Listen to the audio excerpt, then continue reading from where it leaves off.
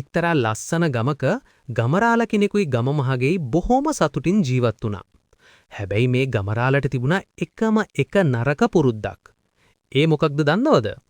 ගමරාල හැමදාම උදේට රෑ ඉතිරිහුණු හීල්බත් දංකුඩ ටික ගම මහගෙටත් නොදී තනියම කනවා. ගම මහගෙත් මේවට හරිම ආසයි. ඉතින් ගම මහගේ කල්පනා කළා කොහොම හරි මේ පුරුද්ද නතර කරන්න ඕනි කියලා. ඔන්න දවසක් රජවාසලෙන් පණිවිඩයක් ආවා. බිසවුන් හන්සේගේ නාසයේ හිරවුණු මල්ලැටයක් ඉවත් කරන කෙනෙකුට ඇත්තෙක් බරට වස්තුව දෙනවා කියලා.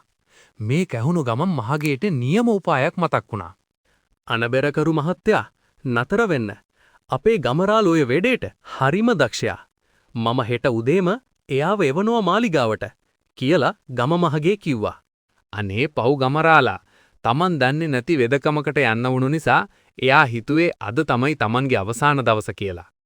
පාරේ යනකොට වුණු අකරතැබ්බ නිසා එයා තවත් බය වුණා. රජතුමා සහ අසනීපයෙන් ඉන්න බිසව ඉදිරියේ ගමරාල වෙවුලමින් ඉන්නවා.